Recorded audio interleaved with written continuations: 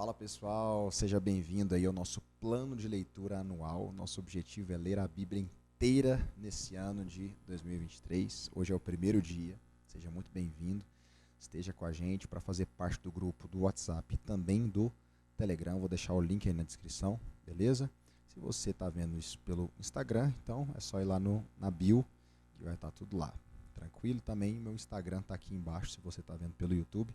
Meu Instagram está aí embaixo, segue a gente lá. E dê aquela curtida, né? Aquela comentada aí também, se inscreva no canal, aquela coisa de YouTube. E vamos logo para a nossa leitura bíblica, sem enrolação. Estou usando a versão NVI, tá? Se você quiser usar a mesma versão que eu estou usando, eu sempre indico ela, principalmente para quem está começando aí nessa jornada de ler a Bíblia inteira, né? Porque ela é uma versão com português mais moderno, enfim. Então, para aí leitores de primeira viagem da Bíblia de capa a capa, dá para você ter um português bem tranquilo aí para você entender. Aí também é uma versão muito confiável, fiel aos originais também. Uma versão que a gente confia. Beleza? Então abre sua Bíblia aí em Gênesis 1, se você quiser usar a sua versão também, fica tranquilo. Gênesis 1 diz assim: No princípio Deus criou os céus e a terra. Era a terra sem forma e vazia, trevas cobriam a face do abismo, e o Espírito de Deus se movia sobre a face das águas. A gente não sabe se tem alguns que falam da teoria de que a Terra já existia há milhões de anos, né? Nós não sabemos isso, a Bíblia não nos dá essa informação, ela só diz que no princípio a Terra estava sem forma vazia, era sem forma vazia, e o Espírito de Deus cobria a face das águas, o abismo ali. Enfim, Deus disse no versículo 3, haja luz, e houve luz. Deus viu que a luz era boa e separou a luz das trevas. Deus chamou a luz dia e as trevas noite. Então Deus já começa criando as coisas, fazendo distinção entre uma coisa e outra. Isso vai ter muito, né, nesse capítulo, também no capítulo 2, no capítulo 3. Uma coisa era o dia, outra coisa era a noite, uma coisa era luz, outra coisa era trevas. Passaram-se a tarde e a manhã, esse foi o primeiro dia. Ou seja, alguns que falam aí que a Terra, que na verdade esses dias não são literais, a gente tem um problema aqui, porque o versículo 5 já começa falando, né, isso vai se repetir ao decorrer do capítulo, que se passaram tarde e manhã, o que leva a nós a ideia de que o dia era um dia mesmo literal de 24 horas, e não um período de tempo ali, ou uma simbologia para um tempo. Não, era um período mesmo de tempo de 24 horas. Então passou-se a tarde e a manhã, esse foi o primeiro dia. Versículo 6 diz assim, depois disse Deus, haja entre as águas um firmamento que separe águas de águas. Firmamento é a atmosfera, né? O céu. Então Deus fez o firmamento e o separou das águas que estavam embaixo e as do firmamento que estavam por cima, e assim foi. Essas águas por cima a gente sabe que são as nuvens do céu, também são águas de forma gasosa, né? E assim foi. Versículo 8. Ao firmamento Deus chamou o céu, passaram-se a tarde e a manhã, esse foi o segundo dia. E disse Deus, ajuntem-se num só lugar as águas que estão debaixo do céu, e apareça a parte seca. E assim foi. A parte seca Deus chamou terra, e chamou mares ao conjunto das águas, e Deus viu que era bom. Então só existia águas na terra, que a Bíblia dá a entender isso, e aí Deus fez as águas se separarem para que aparecesse então solo, né? A parte seca, que é a terra. Então disse Deus, cubra-se a terra de vegetação, plantas que deem sementes e árvores cujos frutos produzam sementes de acordo com as suas espécies. E assim foi. A gente vai ver ao decorrer aqui da leitura que Deus sempre criava tudo conforme a sua espécie. Isso tira um pouco aquela ideia de evolução de Darwin. Por quê? Porque se todos vêm de um ancestral comum, então a gente tem um problema aqui com a Bíblia, que a Bíblia diz que Deus criou cada um segundo a sua própria espécie. Então aquela história de que o homem tinha um ancestral comum com o macaco, e aquela história já não cola aqui, certo? Primeiro porque Deus criou cada um segundo a sua espécie, também a gente vai ver mais para frente que Deus criou o homem à sua imagem e semelhança, ele teve um cuidado especial do pó da terra, enfim, daqui a pouco a gente vai ver. Mas a questão não é que a gente não creia na microevolução. Então talvez Deus criou um tomate, né, mas aí pela adaptação, pelo solo, pela temperatura do ambiente que ele se encontra, ele se evoluiu E aí surgiram outros tipos de tomate. A gente não tem problema em crer na microevolução. Porém, a macroevolução, que é aquela ensinada por Darwin, né, tem um problema que, claro, com Gênesis 1, a gente não crê dessa forma, a gente crê sim que Deus criou todas as coisas, né, e elas foram se adaptando e se multiplicando, conforme a gente vai ver. Então, Deus diz aqui no versículo 11, cubra-se a terra de vegetação, plantas que deem sementes e árvores cujos frutos produzam sementes de acordo com as suas espécies, e assim foi. Então, Deus cria tudo pela sua palavra. Né? Versículo 12, a terra fez brotar a vegetação, plantas que dão semente de acordo com a sua espécie e árvores cujos frutos produzem sementes de acordo com as suas espécies. De novo, e Deus viu que ficou bom. Passaram-se tarde e manhã, e esse foi o terceiro dia. Mais uma vez, a gente vê aí a evidência de que era um período literal de dia, e não uma simbologia. Né? Versículo 14, disse Deus, haja luminares no firmamento do céu para separar o dia da noite. Sirvam eles de sinais para marcar estações, dias e anos. Ou seja, o dia e a noite já existia, a luz e as trevas já existia, agora Deus cria o sol e a lua. Que é outra coisa diferente. Então, versículo 15 diz, e sirvam de luminares no firmamento do céu para iluminar a terra. E assim foi. Deus fez os dois grandes luminares, o maior, que a gente sabe que é o sol, para governar o dia, e o menor para governar a noite, fez também as estrelas. Essa pequena frase, né, fez também as estrelas, aí tem bilhões e bilhões e trilhões e quadrilhões de estrelas aí, numa única frase aí no versículo bíblico, né? Deus fez também as estrelas. Deus as colocou no firmamento para iluminar a terra. Então, num ponto de vista bíblico, a gente vê que a terra é sim o centro do universo. Né? Tudo que Deus fez foi em prol da terra, foi para iluminar a terra.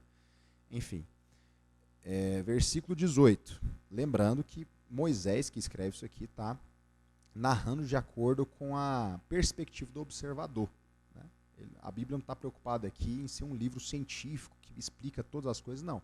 Ela está narrando um acontecimento, está narrando uma história. E o texto pede para ser lido assim, né? Como uma história, e não como questionamentos filosóficos, científicos, nada disso. Versículo 18. Então, Deus colocou no firmamento, né, para governar o dia e a noite, separar a luz das trevas, e Deus viu que ficou bom. Mais uma vez, Deus fazendo distinção entre luz e trevas. Isso quebra um pouco aquela teoria do pessoal que fala que a verdade é relativa. Né? Deus, você vê que desde a criação ele vai fazer distinções claras, luz e trevas, noite e dia. Depois, mais para frente, ele vai fazer a distinção entre homem e mulher. Então, Deus ele faz sim distinção. Deus não é um Deus relativo. Né? A verdade não é relativa. As coisas, na ótica de Deus, não são relativas. A gente vê isso aqui desde a criação. Versículo 19. Passaram-se a tarde e a manhã, e esse foi o quarto dia. Disse também Deus, encham-se as águas de seres vivos, e sobre a terra voem aves sob o firmamento do céu. Assim Deus criou os grandes animais aquáticos e os demais seres vivos que povoam as águas, de acordo com as suas espécies, e todas as aves, de acordo com as suas espécies, e Deus viu que ficou bom.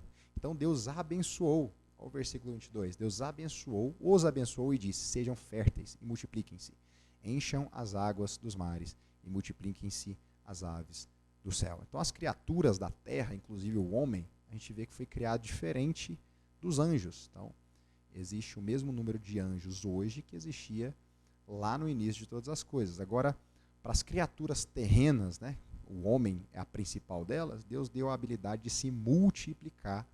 E não é diferente também em relação aos animais aquáticos e aves aqui que Deus cria. Deus abençoa eles dizendo, sejam férteis. Deus dá uma ordem para aqueles animais, para que eles possam se multiplicar, encher as águas dos mares, enfim, multipliquem-se as aves do céu. 23, versículo 23, passaram-se tarde e manhã, esse foi o quinto dia, e disse Deus, produza a terra seres vivos de acordo com as suas espécies, rebanhos domésticos, animais selvagens e os demais seres vivos da terra, cada um de acordo com a sua espécie, e assim foi. Deus fez os animais selvagens de acordo com as suas espécies, os rebanhos domésticos de acordo com as suas espécies e os demais seres vivos de acordo com as suas espécies. E Deus viu que ficou bom. Versículo 26, então disse Deus, façamos o homem à nossa imagem. A gente vê que Deus é mais de um, a pluralidade, ele é um, porém, na forma de 3 pessoas, né?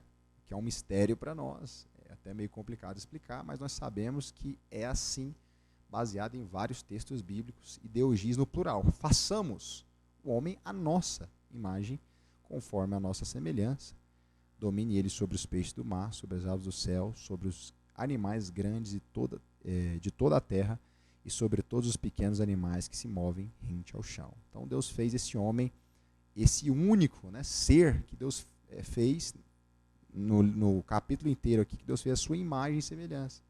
Eu sei que muita gente tenta relativizar e falar que o homem é mais um animal evoluído, talvez, né? Mas não. O homem não é mais um animal. O homem, ele é um ser criado em imagem e semelhança de Deus, por isso que é pecado o homicídio, por exemplo. É porque quando uma pessoa mata outra, ela está matando aquela pessoa que foi feita em imagem e semelhança de Deus. Por isso que é um pecado tão grave aí. E versículo 27 diz, né, mais detalhes aí, criou Deus a sua imagem, a imagem de Deus os criou, homem e mulher os criou. Ou seja, tanto o homem quanto a mulher foram sim criados à imagem de Deus. Quanto ao o que é essa imagem, a gente sabe que não é imagem física, né?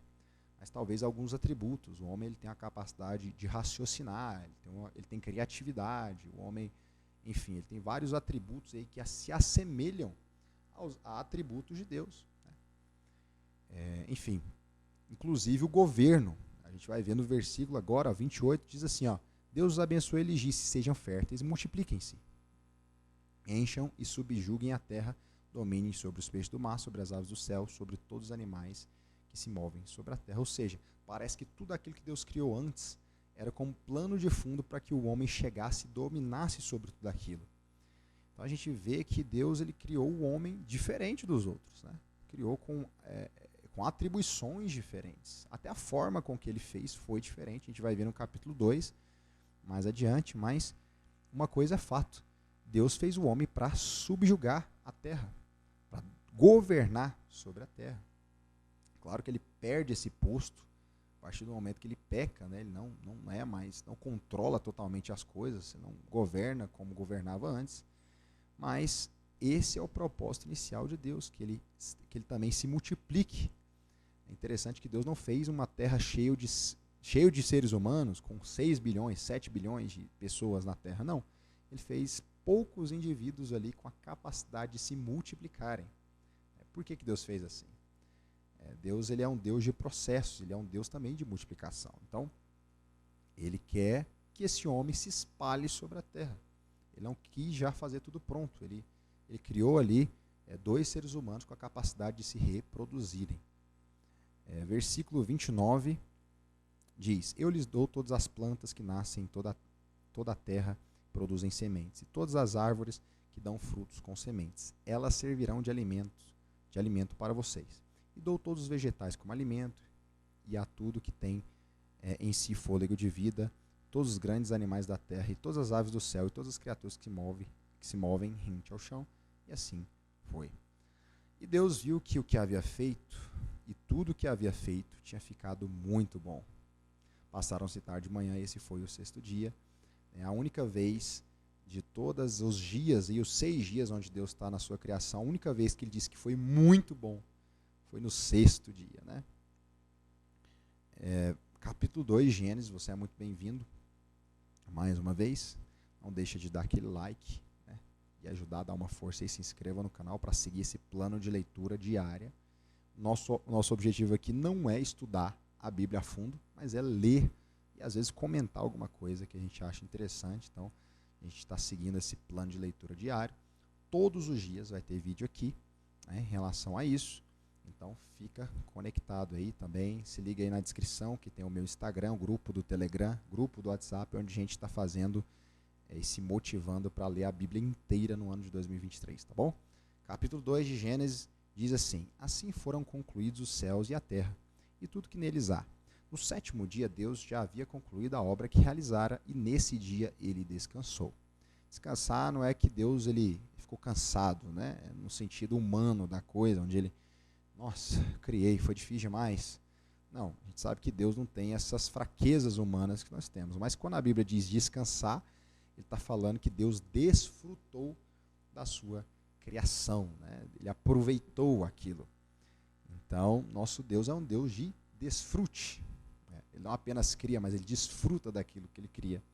Versículo 3 diz: abençoou Deus o sétimo dia e o santificou, porque nele descansou de toda a obra que realizara na criação. Esta é a história das origens do céu e da terra, no tempo em que foram criados, quando o Senhor Deus fez a terra e os céus. Ainda não tinha brotado nenhum arbusto no campo, e nenhuma planta havia germinado, porque o Senhor Deus ainda não tinha feito chover sobre a terra, e também não havia homem para cultivar o solo. Então, duas coisas aí para... A gente viu que Deus já criou as plantas, né? Porém, sobre o campo ainda não havia arbusto, não havia planta germinada, porque duas coisas eram necessárias. Primeiro, que Deus enviasse chuva. Segundo, que o homem cultivasse também o solo. Versículo 6. Todavia brotava a água da terra e irrigava toda a superfície do solo. Então, o Senhor Deus formou o homem do pó da terra e o soprou em suas narinas o fôlego de vida. Então, aqui é a descrição exata de como se sucedeu, como aconteceu essa criação propriamente dita do homem. Então, em relação a tudo que Deus criou antes, foi pela sua palavra. Deus disse e ouve. Mas em relação ao homem, Deus parece que tem um cuidado ali especial, né? Ele tinha o poder só para fazer o homem com a sua palavra também. Mas parece que ele quer dar... Ele para o que ele está fazendo, né? Entre aspas. Não dá para falar de Deus dessa forma, que ele parou o que estava fazendo, que ele não é... Ele é o Senhor do tempo, mas ele parece ter um cuidado especial aí em formar esse homem. A Bíblia diz que então o Senhor Deus formou o homem do pó da terra e soprou em suas narinas o fôlego de vida, e o homem se tornou um ser vivente. Ora, o Senhor Deus tinha plantado um jardim no Éden. Então, Éden é uma região, a gente não sabe onde é, provável que seja ali o atual Iraque, ali onde fica o Iraque, enfim. Mas tem várias teorias aí, a Bíblia não deixa isso claro, e enfim. Mas diz que existia o Éden, era um lugar ali, provável que no Oriente Médio mesmo, e o Senhor tinha plantado um jardim no Éden, para os lados do leste, e ali colocou o homem que formara. Lembrando aqui, antes da gente continuar lendo, que essa geografia aqui sofreu por uma séria mudança, certo? Porque a gente vai ver no capítulo 6 que teve um dilúvio. Então toda a geografia lá de Gênesis, ela mudou completamente, né? As coisas são completamente diferentes de quando Deus, no primeiro momento, havia criado. Versículo 9 de Gênesis 2 diz assim: o Senhor Deus fez nascer então do solo todo tipo de árvores agradáveis aos olhos e boas para alimento. E no meio do jardim estavam as árvores da vida e a árvore do conhecimento do bem e do mal. No Éden nascia um rio que irrigava o jardim, depois se dividia em 4. Então ele fala aqui sobre a árvore do conhecimento do bem e do mal. É uma citação muito parecida com Apocalipse. Quando você vai ver Apocalipse, você vê que tinha a árvore da vida também, e um rio, né, um rio de Deus que corria ali, e árvores que davam folhas, das suas folhas pessoas eram curadas e tudo. Depois você leia lá Apocalipse, o último capítulo de Apocalipse. É bem semelhante a isso aqui, né? Mas tinha duas árvores especiais ali. Além de toda a árvore que tinha, provavelmente era mais de 10 mil espécies. Hoje na Terra existe mais de 10 mil espécies de árvores. Supondo que naquela época existia a mesma coisa que hoje, então nós estamos falando de 10 mil tipos de árvores, né? Mas eu até acredito que existiam mais tipos de árvores antigamente, quando Deus criou todas as coisas. E no meio do jardim tinha duas especiais, a árvore da vida e a árvore do conhecimento do bem e do mal. Moisés descreve aqui, porque essas duas árvores vão ser bem importantes na narrativa daqui para frente. Versículo 10. No Éden nascia um rio que irrigava o jardim e depois se dividia em 4. Então, era um rio que dividia em 4 braços. O primeiro era Pison, ele percorre toda a terra de Havilá, onde existe ouro. Existe ouro. O ouro daquela terra é excelente, lá também existe bidélio e pedra de ônix. Olha a riqueza que tinha naquele lugar, né? Isso é para fazer um contraste com a queda do homem. Ou seja, Deus deu tudo para o homem, mesmo assim ele se rebela contra Deus ali. Então ele parece descrever, né, a riqueza que havia naquele ambiente, para daqui a pouco também chegar na queda do homem no capítulo 3. Versículo 13, Gênesis 2, versículo 13. O segundo que percorre toda a terra de Cush é o Gion. O terceiro que corre para o lado leste da Síria é o Tigre. E o quarto rio é o Eufrates. Desses quatro, a gente sabe que só existem dois agora, que são o rio Tigres e o rio Eufrates. Ainda existem até hoje, ali na região do Iraque. Esses rios ainda existem. Esses dois primeiros aí, Pison e Gion, não existem mais. A gente não sabe o que aconteceu, mas muito provável que pode ter sido aquela mudança geográfica que aconteceu no dilúvio. Versículo 15. O Senhor Deus colocou o homem no jardim do Éden para cuidar dele e cultivá-lo. E o Senhor Deus ordenou ao homem: coma livremente de qualquer árvore do jardim, mas não coma a árvore do conhecimento do bem e do mal, porque no dia que dela comer, certamente você morrerá. Olha aí, o teste de Deus, né? Deus coloca aquele teste ali, aquelas árvores, a árvore do conhecimento do bem e do mal, para que ele podia comer livremente qualquer árvore, menos aquela. Versículo 18 diz: então o Senhor Deus declarou: não é bom que o homem esteja só, farei para ele alguém que o auxilie e lhe corresponda. Outra versão fala alguém que lhe seja idônea, à sua altura. Versículo 19. Depois que formou da terra todos os animais do campo e todas as aves do céu, o Senhor Deus os trouxe ao homem para ver como este lhe chamaria. E o nome que o homem desse a cada ser vivo, esse seria o seu nome. Assim, o homem deu nomes a todos os rebanhos domésticos e às aves do céu e todos os animais selvagens.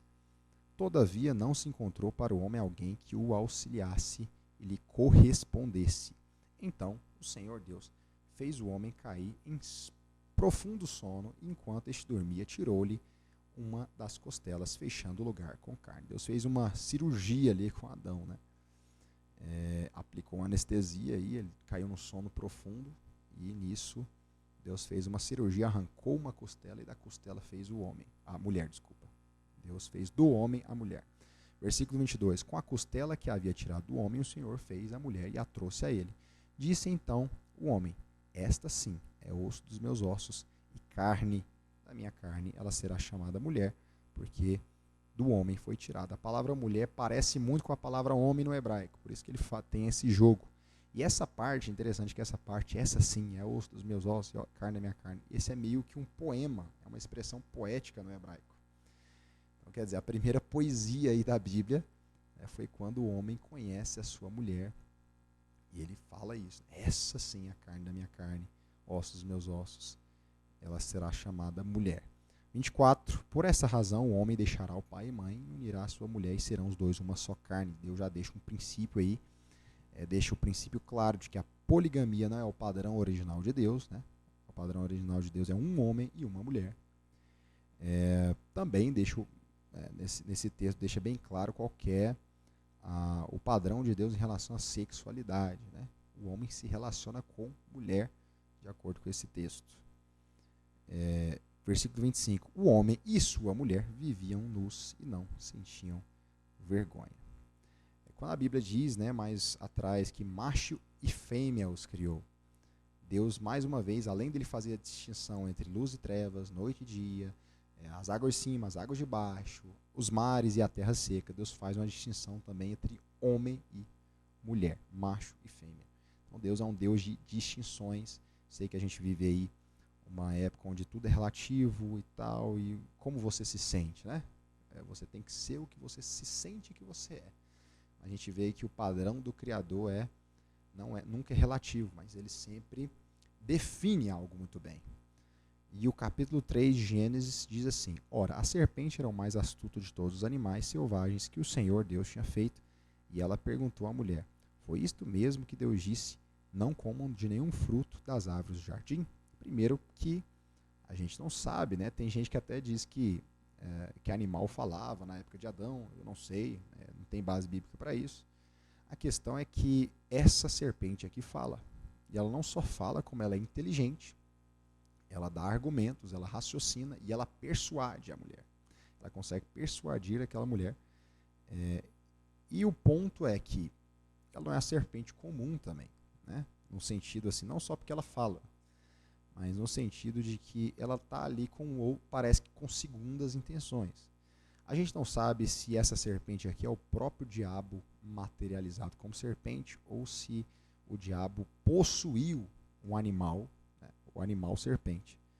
O que a gente sabe, eu acredito mais na segunda hipótese, eu acredito que o diabo ele usou uma serpente. Né? A questão é que aqui a primeira coisa que ele fala é duvidar da palavra, da bondade, da integridade de Deus. Olha o que a serpente diz. Foi isso mesmo que Deus falou? Não comam de nenhuma do fruto das árvores do jardim? Respondeu a mulher a serpente, versículo 2: podemos comer do fruto das árvores do jardim. Mas Deus disse: não comam do fruto da árvore que está no meio do jardim, nem toquem nele. Deus nunca falou para não tocar. Ela está aí alterando a palavra de Deus.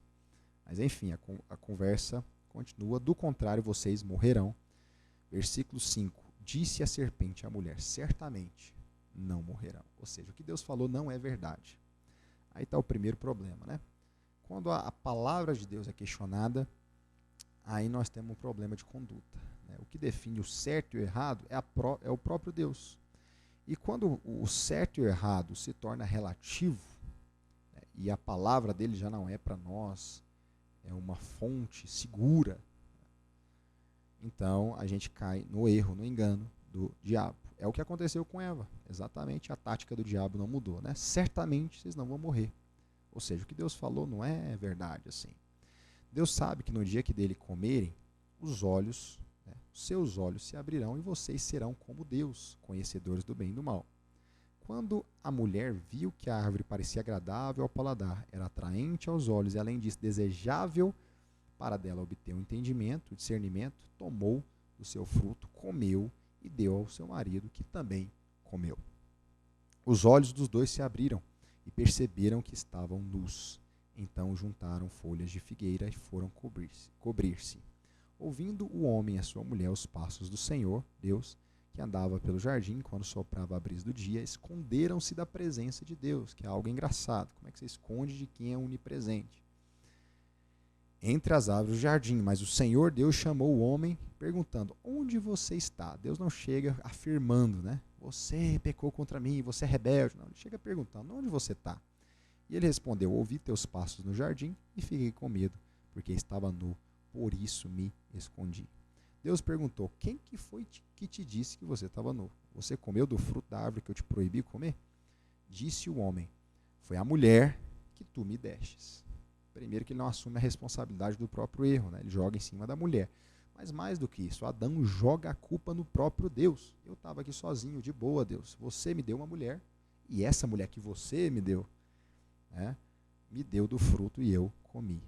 Versículo 13. O Senhor se dirige então à mulher. O Senhor perguntou então à mulher: que foi que você fez? A mulher respondeu: a serpente me enganou e eu comi. A gente vê que ninguém assume a responsabilidade. Então o Senhor Deus declarou à serpente. Deus não perguntou à serpente, ele declarou. Então Deus não tem conversa com a serpente, né? Ele só fala: já que você fez isso, maldita é você entre todos os rebanhos domésticos, entre todos os animais selvagens. Sobre o seu ventre você rastejará e comerá pó todos os dias da sua vida. Porém, inimizade entre você e a mulher, entre a sua descendência e a descendência dela, este lhe ferirá a cabeça e você lhe ferirá o calcanhar, já fazendo menção do Cristo que havia de vir. Então, na hora que o homem cai em pecado, Deus já planeja algo. Deus planeja uma restauração, uma salvação, uma redenção para esse homem caído.